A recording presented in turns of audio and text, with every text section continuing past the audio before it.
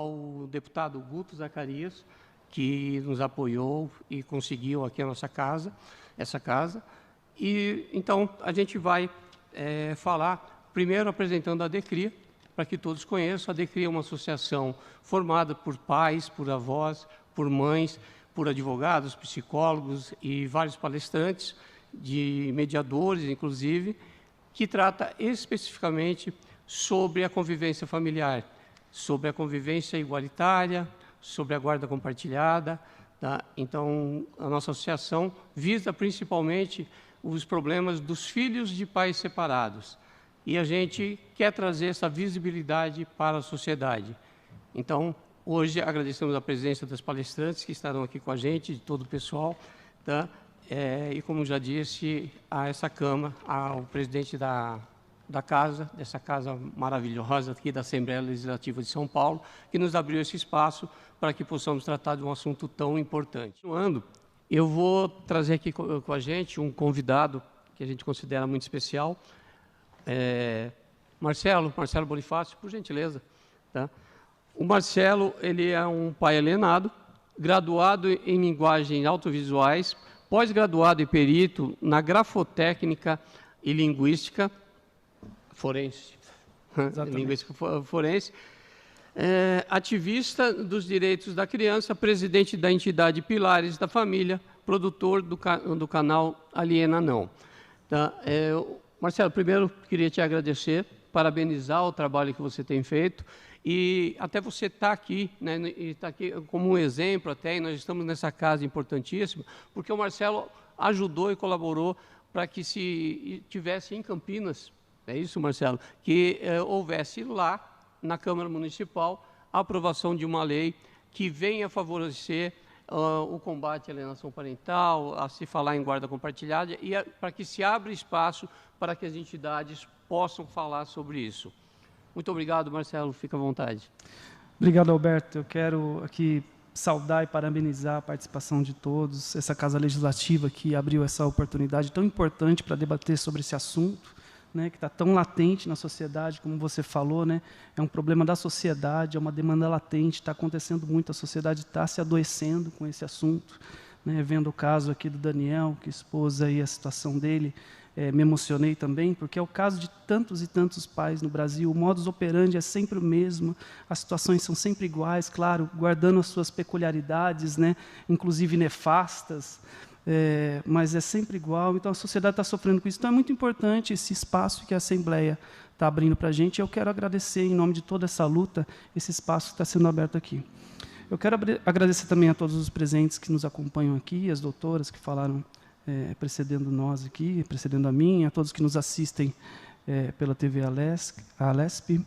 Saudar também de modo especial, parabenizar a DECRIA, na pessoa do presidente aqui, Alberto Conde, que tive a honra de receber o convite de participar aqui, e dizer que o trabalho que vocês estão fazendo, os espaços que vocês estão abrindo, é nosso.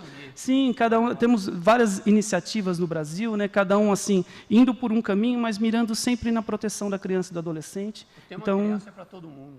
Exatamente. Então, são todas iniciativas válidas e você, com certeza, em relação à questão cultural, que é tão importante, né, que o Hans falou aqui a respeito dos meios que nós podemos culturalmente expandir e propagar esse assunto, esse trabalho cultural, com certeza, está sendo um marco hoje, o que está acontecendo aqui, e nós vamos continuar para poder colocar para a sociedade esse problema, jogar a luz sobre isso e demonstrar que a gente precisa, sim, se atentar ainda mais, mesmo tendo o Estatuto da Criança e do Adolescente já aí com 3 décadas de vida, a gente precisa se atentar, porque direitos estão sendo violados das crianças, deveres dos pais também estão sendo violados, e quase nada está sendo feito para que seja resguardado esses direitos e deveres, que já são amplamente descritos, né, no ECA.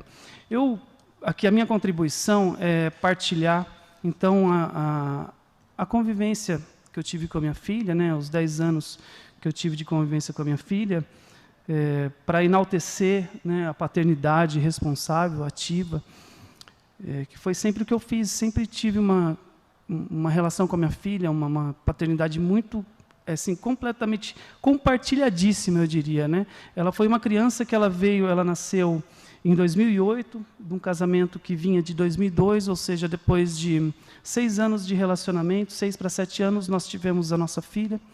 Ela foi uma criança muito planejada, muito desejada. Não foi um acidente, como em muitos casos. Não que não seja algo também muito gostoso, você ter a surpresa de receber uma criança na tua vida, mas ela foi planejada, né? Depois de 7 anos de relacionamento, nós entendemos que seria o momento de recebê-la, planejamos e a tivemos. Eu fui um pai daquele tipo que participei do curso de pais na maternidade, junto com a mãe dela. Eu participei do parto, eu fui o primeiro a vê-la, antes mesmo da mãe. Foi um parto normal. Eu filmei o primeiro passo da minha filha, a primeira fruta que ela comeu, a primeira papinha, a primeira fruta depois que ela saiu da papinha. Então, eu tenho isso amplamente registrado em vídeo, né? Graças a Deus, hoje eu posso recordar tudo isso através do vídeo somente, infelizmente. O primeiro corte de cabelo, o caderninho de comunicação da minha filha, entre o pai e a escola, eu tenho todos lá. Era eu que conversava com a professora, entende? Era eu que falava, olha, hoje a Alicia está levando um remedinho, que ela está com febre, professora, são tantas gotinhas, tal. Hoje ela não conseguiu fazer tal lição, teve dificuldade aqui e ali. Foi eu que ensinei ela a orar, a ter contato com Deus. Era eu que buscava na escola, nos escoteiros, na natação, no judô. Eu brinco que eu só não dei de mamar para ela. Eu fui um pai que troquei fralda, que dei banho, que cuidava da roupinha dela para ir para a escola. Então, e aí ouvindo o Daniel falar, né, a gente se emociona, já estava ali emocionado. Eu falei, como que vai ser na hora que eu tiver que eu falar? Porque é muito difícil. Infelizmente, em 2017, houve um divórcio, que foi um divórcio consensual. Passou-se 1 ano divorciado, uma guarda compartilhadíssima, assim, perfeita. Eu vim, inclusive, comentando com o Dr. Oliveira, que me acompanha aqui na LESP, que é o nosso diretor jurídico da entidade assistencial Pilares da Família, que eu presido, comentando com ele que eu nunca vi, no período de 2017, em que eu estava divorciado e com essa guarda compartilhada, eu ficava 1 semana na minha casa, porque ela mora a 400 metros de mim. E eu falei, cara, aqueles divórcios de artista de televisão, né, que eles se casam, se separam, continuam amigos. A gente vê tanto litígio, né, tanta briga em separação. No meu caso, foi bem, né, estava feliz. Mas em 2018 eu iniciei um novo relacionamento e tudo mudou. Aí começaram os atos de alienação parental, que, na sua maioria, penso eu, com base na experiência que eu estou aí de 4 anos vivendo essa situação, são muito pautados numa falta de resolução do conflito entre as partes, né, ou apenas de uma parte, muitas vezes, né, que não se conforma com uma separação, ou com uma rejeição, ou fica com ciúme no momento que a outra parte encontra um novo relacionamento e segue sua vida. Enfim, isso foi o que aconteceu comigo. Eu sei que também muitos pais dessa forma. Iniciou-se, então, atos de alienação parental que foram se intensificando ao longo de 2018, 2019 e 2020, início de março de 2020, verificando a dificuldade de, mesmo tendo guarda compartilhada com livre acesso, de conseguir exercer essa paternidade. Você comentou aí que você está com autorização judicial para estar com a guarda unilateral e não consegue, né? A gente vê tantos pais, eu estou agora ajudando... Exatamente. Eu estou agora ajudando outros 3 pais que estão também com sequestro parental. Então, mães que não têm a guarda, vão visitar os filhos, pegam essas crianças e levam embora, somem, desaparecem com as crianças. Então, eu falei, olha, eu vou precisar entrar com um processo de regulamentação de visita se eu não conseguir ver minha filha, porque passou os 3 meses e eu não consegui, ela mora a 400 metros de mim. Da janela do meu quarto, eu vejo a janela do apartamento dela. Então, eu falei, olha, vou ter que regulamentar a visita se você não deixar ter acesso à menina. A partir daí, iniciaram-se todo aquele calvário e aquele modus operandi que, infelizmente, faz parte do contexto dos atos de alienação parental, que são as falsas denúncias, o processo na vara da família de inversão de guarda, e aí mentiras e mais mentiras, manipulação de provas, manipulação de testemunhos, toda uma rede colaborativa que existe para auxiliar essas pessoas que cometem alienação parental, que não são só mulheres também, tem homens que cometem alienação parental, mas, na sua maioria, mulheres, tem o amparo da justiça para que se efetive isso. Então, começa, né, essa rede colaborativa, e eu sempre falo que uma pessoa sozinha não consegue cometer muitos atos de alienação parental. Ela tem todo um sistema que está colaborando com ela, né? Sistema judiciário, sistema policial, a escola, quando, por falta de entendimento da lei, ou por má fé mesmo, ou por um ativismo de gênero mesmo, proíbe que você tenha acesso, aí você tem que recorrer com um advogado para mostrar que, olha, isso é lei, vocês não podem omitir essas informações, tanto de escola quanto de saúde, enfim, de todos os aspectos da criança, né? Começou todo esse calvário e eu estou aí há 3 anos afastado da minha filha, sem poder ter contato com ela. Iniciei, há 1 mês atrás, tive uma decisão do juiz para poder fazer visita monitorada dentro do condomínio dessa mãe, que fez medida protetiva contra mim, dizendo que eu sou perigoso e violento, então o juiz me colocou lá dentro. E uma criança que hoje já se encontra com a síndrome de alienação instalada e que a reestruturação dos vínculos está muito difícil nessa situação em que nós fomos colocados. Uma coisa muito triste, né? Mas, assim, eu disse tudo isso daqui para, em primeiro lugar, né, dar o meu testemunho de que a paternidade responsável, ativa, nos dias atuais, como é o tema, né, do nosso encontro hoje aqui, ela existe, né, ela está acontecendo cada vez mais. Hoje os homens querem muito participar da vida dos filhos, e a situação está se invertendo, porque antes, quando ele era somente o provedor financeiro, ele era acusado de abandono afetivo, e hoje nós queremos exercer nossa paternidade e, por diversos meios, estamos sendo impedidos de exercer essa paternidade. Então, o meu testemunho vem a esse encontro para demonstrar que eu tive, durante 10 anos, uma paternidade super responsável, ativa, compartilhadíssima, e aí veio o litígio, né? O assunto de hoje, né, do nosso encontro, não é o litígio, né, porque se nós formos falar disso daqui, a gente vai ter que ser muitas e muitas horas, a gente vai chorar bastante aqui, porque são muitas injustiças, né? O litígio, ele é um caminho tortuoso, né? O litígio, ele é a pedra no caminho, em toda essa história, nesse contexto da alienação parental, mas eu enxergo que nós temos agora a oportunidade de, nesse caminho, olhar para esse caminho e ver que esse caminho tem as pedras, ele é tortuoso, ele tem aclives e declives acentuadíssimos, né? Às vezes a gente perde até o fôlego para poder caminhar nesse caminho, mas esse caminho também tem paisagens, né? Tem belas colinas, tem jardins, tem botões que desabrocham e viram flores, e a gente pode, nesse caminho, plantar sementinhas, né? Regar essas sementinhas, fortalecer, deixar elas crescerem e dar bons frutos. E aí, nessa metáfora, eu digo que esse caminho bonito que eu acabei de descrever aqui para nós é justamente o caminho da conscientização, né? A conscientização e o combate à alienação parental na sua raiz, para evitar que chegue no ponto do litígio, né? Aí falando em relação aos pais e às crianças também, que têm o direito de conhecer todo esse contexto, também para poder se proteger. Fala, né, Marcelo, é questão até simples, é bom senso, é amor pelos filhos. Exatamente. Né? E cumprimento do ECA, né? Alienação parental não pode dizer que ama o filho, sabe? Não. É só ela conhecer e entender o que está falando, e eu digo ela, pessoa. Tá? Sim. Não estamos aqui para dizer, porque, como todo mundo sabe, existem pais, existem mães. Tá? Infelizmente, como ainda a questão cultural influencia muitas decisões, né? Nós temos aí a grande maioria das guardas hoje sendo deixada, vamos dizer, a residência, a guarda compartilhada, ela é obrigação, ela é direito e ela é lei. Então, até, vamos deixar aqui, achar um apelo meu e para todos os juízes, apliquem a lei. Simples, né? Apliquem, é guarda compartilhada, está escrito. Tá? A guarda no Brasil é obrigatoriamente compartilhada. Tá? A guarda unilateral, que é o outro tipo que existe, é apenas para casos em que o pai ou a mãe perca o poder familiar.